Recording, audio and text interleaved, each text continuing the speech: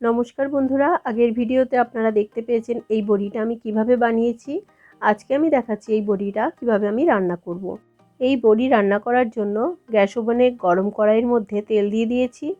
এই তেলের মধ্যে আমি বড়িগুলো 1 থেকে 1.5 মিনিটের জন্য ভেজে নেব। ভেজে নেওয়া হয়ে গেছে। এখন বড়িগুলোকে আমি আলাদা একটি পাত্রে রেখে দিচ্ছি। ওই কড়াইয়ের মধ্যে আমি আবার সর্ষের তেল দিয়ে দিলাম। ওই তেলের মধ্যে কালো জিরে ফোড়ন দিয়ে দিয়েছি। এরপর দিয়ে দিয়েছি আদা বাটা। আদা বাটা দেওয়ার পরে এর মধ্যে আমি হলুদ দিয়ে দিচ্ছি, তারপরে দিয়ে দিচ্ছি শুকনো লঙ্কার গুঁড়ো। সব কিছু ভালোভাবে নেড়ে নেওয়ার পরে এর মধ্যে দিয়ে দিলাম টমেটো বাটা। টমেটো বাটা দেওয়ার পরে মশলা আমি আরও ভালোভাবে কষতে থাকবো। খুব ভালোভাবে কষা হয়ে যাওয়ার পরে এর মধ্যে দিয়ে দিচ্ছি পরিমাণ মতো লবণ আর দেবো ভেজে রাখা ধনে আর জিরে বাটা। মশলা থেকে যতক্ষণ না তেল ছাড়ছে ততক্ষণ পর্যন্ত আমি মশলা কষিয়ে নেব।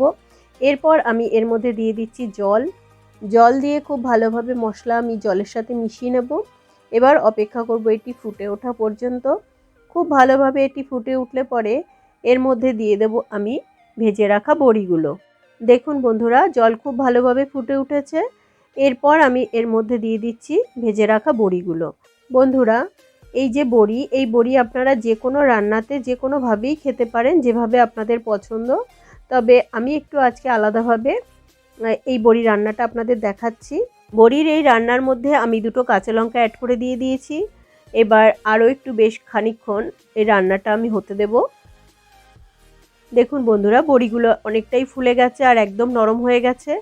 আর 2 মিনিট মতো রান্না করে ঝোলটা একটু কমিয়ে নেব। এরপর এর মধ্যে দিয়ে দেবো আমি গরম মশলা দিয়ে নেড়েচেড়ে নেব। তারপর দিয়ে দেবো আমি এর মধ্যে কিছুটা ধনেপাতা কুচি। এই ধনেপাতাটা দিলে পরে এই বড়ির স্বাদ কিন্তু অনেকটাই বেড়ে যায়। এবার আমি এটিকে আরেকটু নেড়ে নিচ্ছি। নেড়ে নেবার পরে এটিকে নামিয়ে নেব। এই যে ঝোলটা দেখছেন বন্ধুরা, 30 মিনিট পরে এই ঝোলটা কিন্তু অনেকটাই কমে যাবে, কারণ বড়ির মধ্যে এই ঝোলটা অনেকটাই শুষে যাবে। এবার এটিকে আমি নামিয়ে নিচ্ছি পরিবেশনের জন্য। বন্ধুরা, গরম ভাতের সাথে মটর ডালের এই সবুজ বড়ি খেতে কিন্তু অসাধারণ লাগে। আপনারা বাড়িতে অবশ্যই একবার ট্রাই করবেন। আজকে আমার ভিডিও আপনাদের কেমন লাগলো তা কমেন্ট করে আমাকে জানাতে পারেন। আমি আপনাদের কমেন্টের উত্তর দেওয়ার চেষ্টা করব। আর ভিডিও ভালো লাগলে লাইক শেয়ার করবেন।